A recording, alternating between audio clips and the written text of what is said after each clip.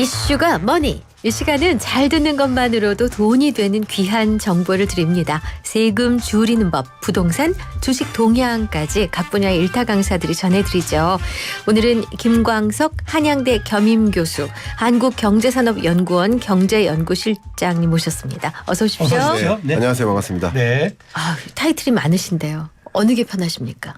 저요? 네.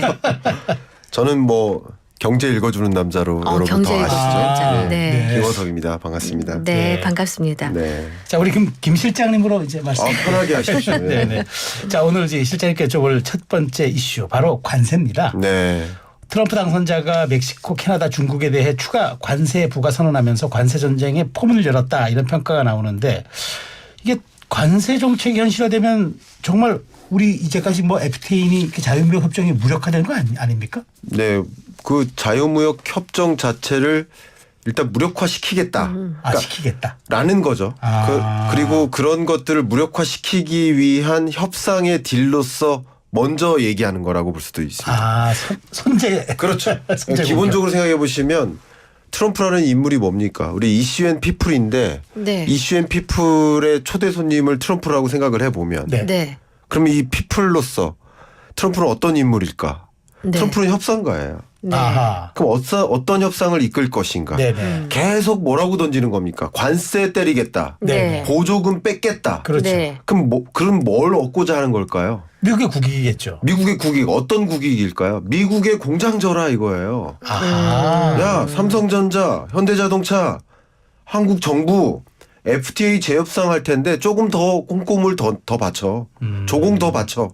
삼성전자, 현대자동차 미국에 더 공장 증설할 계획을 좀 세워. 그 얘기구나. 그러면 보조금 좀 빼줄게. 보조금 안 야. 받을게. 보조금 더 내줄게. 사실은 보조금 주려고 했던 거 줘야 되는 그렇죠. 거예요. 당연히 주는 거 아니에요? 받기로 하고 증설했던 거예요. 그렇죠. 지금 SK온 배터리 공장도 그렇죠. 제가 지난 여름에 아틀란타 공장 갔다 왔거든요. 네네. 근데 왜 거기 공장 지는 겁니까? 바이든 행정부랑 약속한 거죠. 네, 그렇죠. 보조금 받기로 보조금 하고. 받기로. 그러니까. 네. 근데 그 보조금 안 주겠다는 거잖아요. 근데 주기로 한 거 줘야 되는 거예요. 마치 근데 생생내네. 근데 생각내는 거 안 주겠다는 식으로. 그러면 줄지 안 줄지는 모르죠. 네. 정부가 아니 바뀌면. 이렇게 약속을 어기면 어떻게 신뢰를 갖고 뭘 합니까? 그 신뢰는 무시하는 겁니다. 이 사람은 계속 협상의 딜로서 근데 안 주겠다라고 하면 기업들이 어떻게 고민할까요? 받아내기 위한 고민하겠죠. 그렇죠. 그럼 이 보조금을 받기 위해서 조금 더 뭔가 미국 정부가 원하는 걸 들어줘야겠구나. 그 협상의 딜에서 조금 더 원하는 걸 해줘야 되는 거예요. 공장을 더 줘야 되나? 조금 더 증설해야 되나? 야, 이거 있잖아요. 예. 그 PF 일으킬 때 네. 그 엄청난 돈을 빌린 회사가 을이잖아요, 처음에는. 네네. 근데 돈을 나는 지금 이거 좀 더 하면은 뭐 갚을 수 있으니까 돈을 좀 더 만들어 봐요라고 하면 은행이 좀 더 돈을 빌려주는 지금 그거랑 갑자기 데자뷰가 생기는데 뭐 비슷한가요? 제가 여러분들께 예. 중요한 말씀 주셨는데 네. 기본적으로 트럼프가 그리는 큰 그림이 뭘까? 이게 굉장히 중요한 그림이죠. 빅픽처. 네. 빅픽처가 뭘까? 뭘까요? 궁극적으로 원하는 게 뭘까? 네. 트럼프가 모자에 계속 써놓고 다니는 말이 있어요. 그레이트 아메리카. 그렇죠. Make America Great Again. MAG. 마가. 그 마가는 이제 너무 추상적이니까요. 그러니까. 네. 그걸 좀 구체적으로 설명하면 뭘까? 그건 뭐냐면 미래 유망 첨단 산업을 싹 끌어다가 미국 내에 갖다 위치시키겠다. 놓겠다. 이겁니다. 너희들 그러니까 국경 통해 들어오지 말고 아예 우리 미국에 와서 그렇죠. 그 얘기군요. 수출 왜 자꾸 수출해?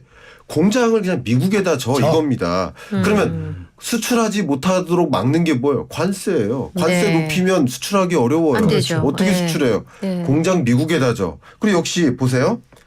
그 주요 대상국을 누구로 삼았어요? 멕시코, 캐나다. 이 멕시코와 네. 캐나다는 우리 잘 알고 계시는 북미 자유무역 협정. 그러니까 나프타. 그러면 많은 다국적 기업들이 미국의 최대 시장이니까 미국의 여러 가지를 수출하기 위해서 어떤 전략을 취해 왔어요. 멕시코의 멕시코와 공장도 그렇죠. 그러니까요. 인건비도 싸고. 비싸니까 거기서 네. 노동력을 이용해서 그렇죠. 저렴하게 만들고 무관세로 수출하자. 그렇죠. 그러니까 트럼프는 뭐를 싫어하는 거예요? FTA를 싫어하는 거예요. 그리고 오히려 FTA를 재협상하거나 당장 파기하기는 어려우니까 양국 간의 협력이 네, 다시 예. 절차가 있어야 되잖아요. 그러기 전에 먼저 그 협상 절차를 갖거나 재협상 절차를 네. 갖거나 혹은 폐기하는 결정을 내리기 전에 네. 먼저 뭐부터 하겠다는 거예요?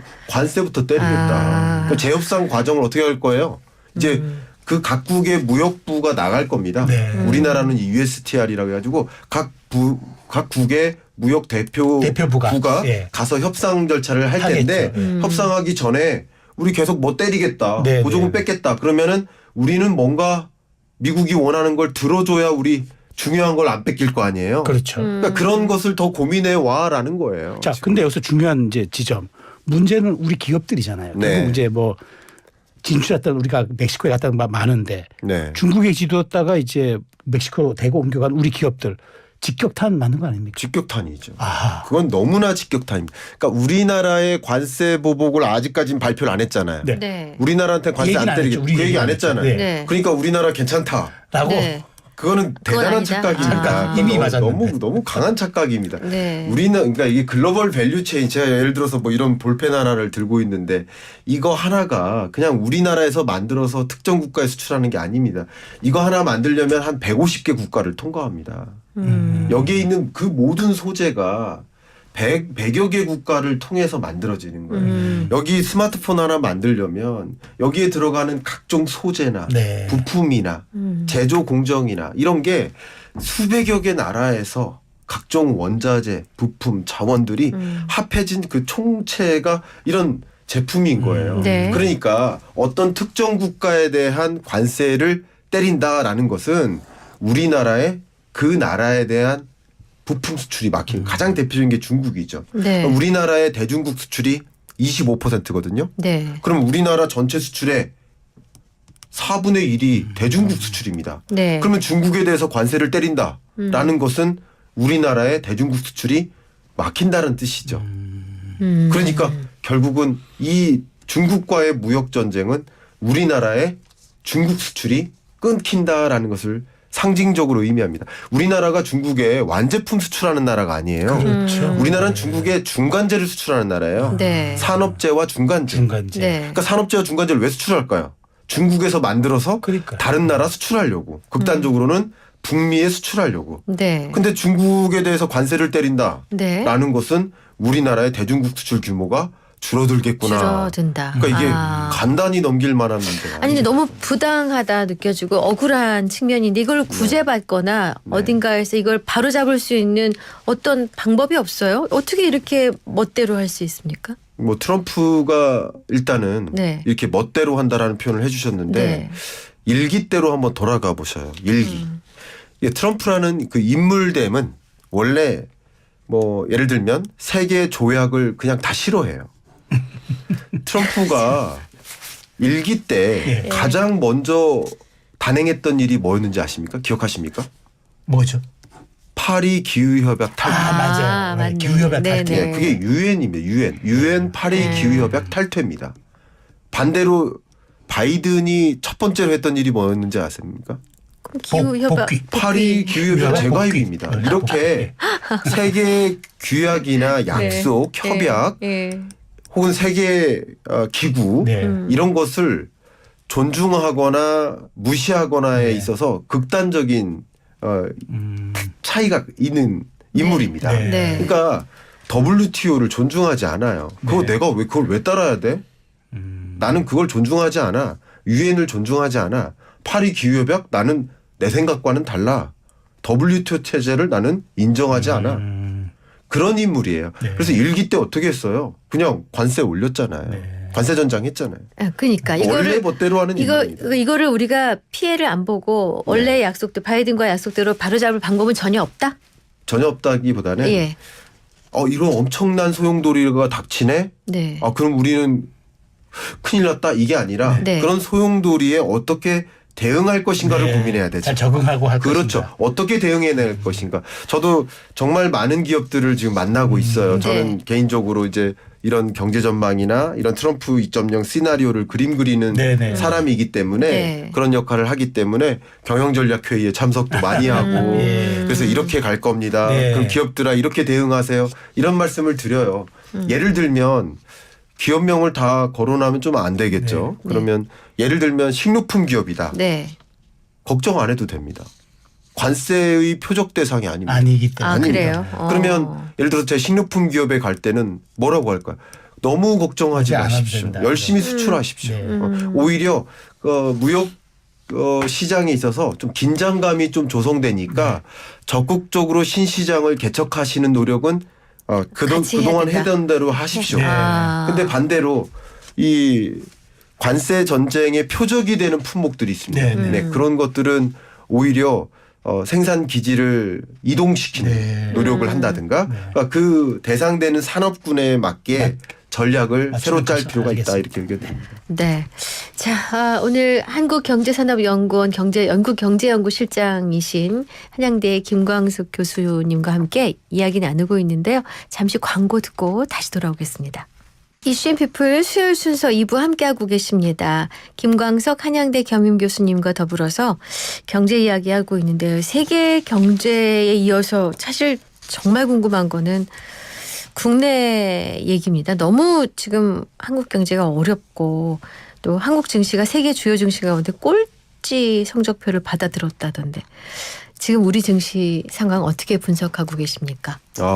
일단 이 증시와 네. 앞에 말씀드렸던 이야기는 일종의 실물 경제입니다. 네. 실물 경제랑 자본 시장을 조금 구분해서 이해하시는 건 굉장히 도움이 됩니다. 네. 굉장히 중요합니다. 네. 왜냐하면 세계 경제도 다 안 좋거든요. 네네. 미국만 빼고는 다 안 좋아요. 아. 근데 우리나라도 실물 경제 안 좋죠. 네. 근데 다른 나라들도 다 안 좋아요. 아. 유로존 경제 다 안 좋습니다. 네. 우리나라보다 더 안 좋아요. 심지어. 아하. 네. 근데 증시는 괜찮기도 하거든요. 네. 그러니까 이런 걸 어떻게 설명하느냐. 자본시장과 실물 경제를 잠깐 구분해 놓고 이해하실 필요가 있습니다. 네. 이거를 같이 연동지으면 이해가 안 가십니다. 헷갈리네. 네. 굉장히 많은 분들이 경기가 좋아야 집값 오르죠. 경기가 좋아야 주가 오르죠. 아닙니다. 아. 경기가 좋아야 집값 오릅니까? 그럼 올해 집값 왜 올랐습니까? 경기 나쁜데? 경기가 좋아야 집값 오르. 그 잘못된 공식입니다. 그 수요와 공급에 따라 집값 수요와 공급에 따라 오르고 수요와 거죠. 공급은 뭐에 따라 움직이는 네. 거야? 돈의 이동이에요. 네. 근데 지금 잠깐 말씀드린 증시는 네. 돈이 어디로 이동한 거예요? 미국으로 이동한 거예요. 아하. 그 왜 이동한 거예요? 강달러 현상이 나타난 거예요. 네. 왜 강달러 현상이 나타난 거예요? 아무래도 미국 경제가 특히 이 트럼프라는 인물이 굉장히 강하게 미국 중심으로 드라이브를 그렇죠. 걸겠구나. 네. 실제 드라이브를 걸었어요? 아직 미국 트럼프 정권 시작도 안 됐어요. 시작도 안 그렇죠. 됐는데. 그럴 거라고 믿고 있기 때문에 아. 심리적으로 달러 갖고 있어야 되겠다 하는 움직임 때문에 강달러 현상이 야기되고 달러 보유해야지 미국 증시를 투자해야지 미국 채권을 보유해야지 그게 돈이 그쪽으로 이동하니까 또 달러 보유가 강해지니까 또 강달러. 그 저쪽은 계속 좋아지는데 더 좋아지는 그렇죠. 거고. 그게 머니무브예요. 네. 특히 그런 와중에 유독 한국 경제는 중국 경제 안 좋을 것 같은데 하는 부정적 기대감. 네. 그럼 중국 경제도 안 좋은데 중국의 의존적인 나라, 수출 의존적인 나라, 네. 한국. 네. 또 한국 경제는 내부적으로도 구조적으로 안 좋아요. 네. 소위 우리 한국 경제 보면 정치적으로도 안 좋잖아요. 네. 그러니까 우리 한국 경제는 제가 정치적인 비판이 아니라 과거를 가지고 싸우잖아요. 네. 굉장히 이거 위험한 겁니다. 네. 네. 지금 미래를 놓고 싸워야 되는데 과거를 갖고 싸우는 거예요. 아, 이거 뼈 때리는 말씀하셨어요. 굉장히 중요한 네, 얘기입니다. 맞아요. 예. 저는 어떻게 비유를 하냐면 우리 한국이라는 거대한 배가 네. 앞에 어마어마한 소용돌이 앞에 놓여 있는데 네. 한국이라는 배가 승선원들끼리 싸우고 있는 거예요. 네. 이 배가 이 소용돌이를 어떻게 비껴갈까를 놓고 고민하면서 싸워야 되는데 네. 이 길이 맞다 저 길이 맞다를 놓고 싸워야 되는데 네. 그게 아니라 자기들끼리 싸우고 있는 거예요. 네. 지금 그러고 있습니다.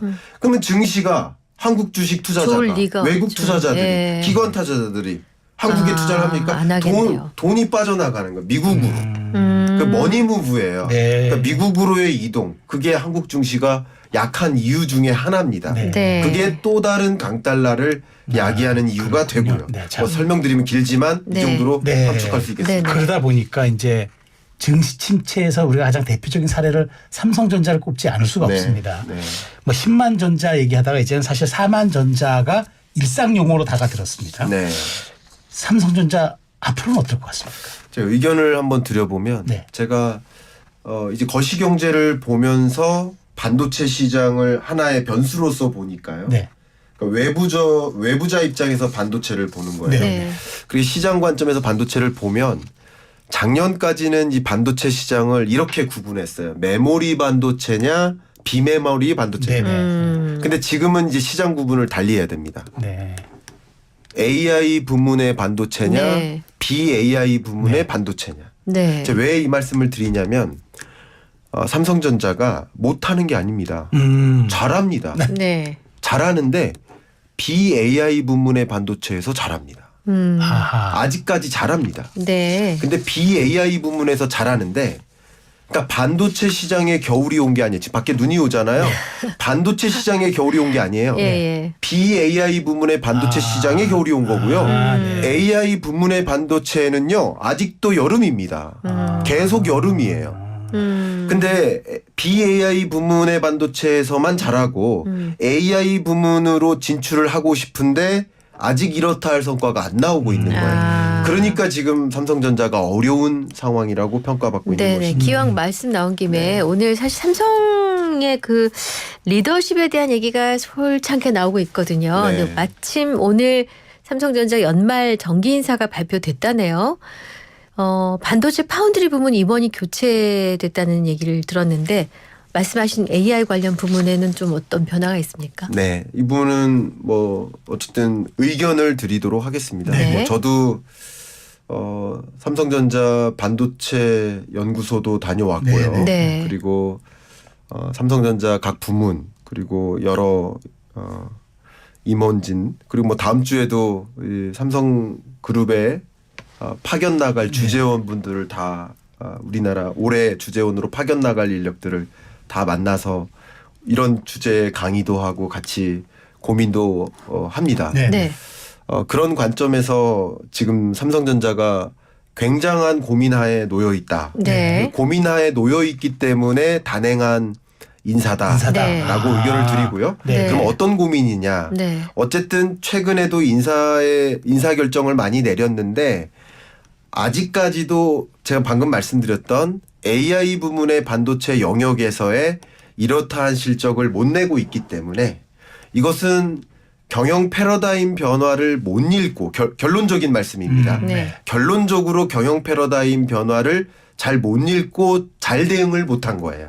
네. 결론적으로. 결론적으로. 그러니까 이쪽에서 기회가 있고 이쪽에서는 기회가 없는데 기회가 없는 영역에서 잘한 거예요. 기회가 네, 있는 네. 영역으로 계속 우린 전환을 해야 돼요. 네. 계속. 예. 예를 들어서 일본도 기존 카메라를 버리고 디지털 카메라로 네. 간다든가 스마트폰으로 간다든가 이렇게 계속 패러다임 변화에 맞게 대응을 했었어야 되는데 그걸 못한 거예요. 일본도. 그런 것처럼 마치 그런 것처럼 계속 반도체 영역에서도 패러다임 변화가 일고 있습니다. 네. 그럼 패러다임 변화를 읽고 그것에 맞게 경영 전략 방향을 바꿔나가야 되는데 결론적으로 놓고 본다면 네. 그걸 적절히 못한 거라고 평가 내려지니까 네. 그것에 맞게 의사결정을 내린 것이다. 네. 그래서 이 의사결정은 경영 전략적인 기조를 앞으로 방향을 잘 맞춰나가고자 하는 의지를 표명한 것이다라고 저는 해석을 해보고요. 네. 예, 그런 관점에서 좀 기대를 걸어도 되는 부분들이 있지 않을까. 아. 이렇게 긍정적으로 평가를 해주셨네요. 네, 그렇습니다. 네. 알겠습니다. 자, 근데 이제 우리 한국 증시에 이제 밸류업이라는 이제 말이 등장한 지도 꽤 됐습니다. 네. 뭐 사실 밸류업이라는 말이 참 듣기에는 그럴싸합니다. 네. 근데 결과가 안 나타나는 것 같아요. 그러니까 국내 증시가 연초보다 더 부진한데 밸류업을 하겠다고 했는데 이게 밸류업이 안 되는 이유는 뭡니까? 굉장히 제가 드릴 말씀이 이 밸류업이라는 주제만 놓고도 네.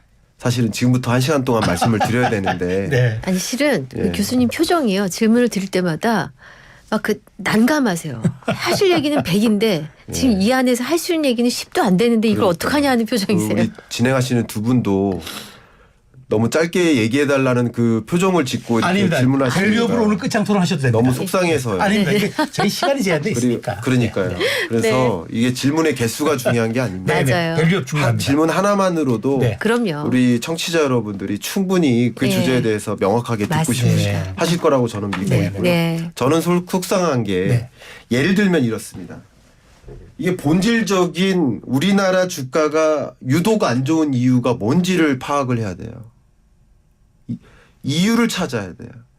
이거 굉장히 중요합니다. 우리가 아파요. 저도 얼마 전에 한 5개월 전에 아팠는데 감기인 줄 알고 감기약만 먹었어요. 네. 한 달 동안 안 낫더라고요. 네. 그래서 이비인후과 갔습니다. 네. 의사 선생님 저 아주 친한 의사 선생님인데 혼났습니다. 네. 감기가 아닌데 왜 감기약을 먹었네요. 한 달 동안. 뭐였어요? 폐렴이래요. 아이고 저런.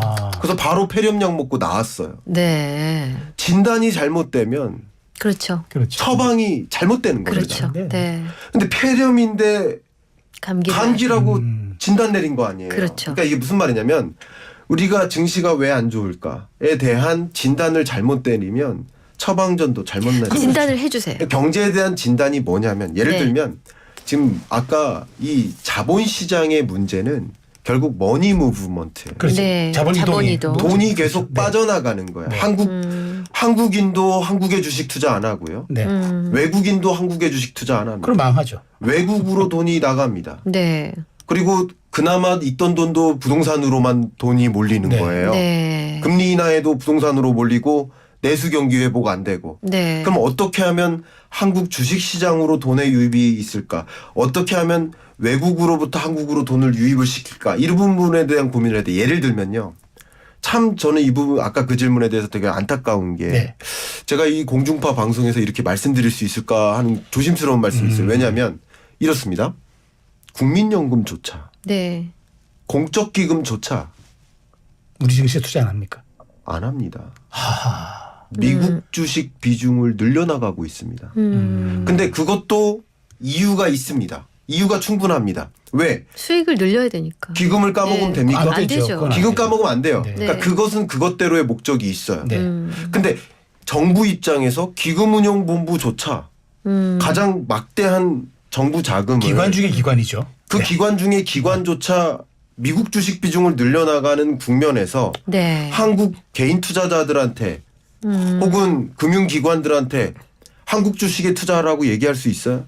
그러니까 이게 악순환의 악순환인 거예요. 앞뒤가 안 맞네 사실. 앞뒤가 안 맞아요. 기본적으로 네. 앞뒤가 안 네, 맞아요. 네, 네. 그래서 저는 어떤 연결고리를 만들어서든 국민적 공감을 만들어서든 공적 자금도 한국의 주식 투자 비중을 네. 늘려나가고 네. 그리고 한국 금융기관도 개인 투자자도 한국 주식 투자를 늘려나가고 그게 한국의 실물 경제의 성장으로 연결돼서 네. 그리고 국민연금도 절대 안 까먹는 그래서 선순환으로 계속 연결될 수 있고 그걸 보는 외국인 투자자가 또 우리 한국에 투자할 수 있는 그런 여건을 만들어서 일단 드릴 말씀은 많으나 한마디로 말씀드리면 돈이 한국으로 유입될 수 있는 선순환으로 연결되는 고리를 고민해야 되는 것이지 다른 나머지 정말 마이너한 50점짜리를 53점 만드는 정책은 별로 도움이 안 됩니다. 그 근본적 밸류업이 돼야 된다는 그렇죠. 말씀이잖아요. 근본적인 걸 밸류. 고민해야 된다. 돈의 이동인 겁니다. 네, 근데 지난주 나온 소식인데 금융당국이 증시 밸류 펀드로 2천억을 투입한다는 발표가 있었거든요. 네. 근데 이런 당국의 대책이 실효성이 글쎄라는 얘기들입니다. 그러니까요. 제가 말씀드렸던 것처럼 그런 것들이 일종의 근본적인 대책이 되느냐. 그러니까 2천억이 들어오면 뭐 하냐 이거야. 이게 한번 이거 제가 아주 간단한 공식 말씀드릴까요? 네. 이 증시에 투자하는 투자자들을 세 가지로 분류할 수 있습니다. 개인 투자자, 네. 기관 투자자, 외국인 투자자. 그렇죠.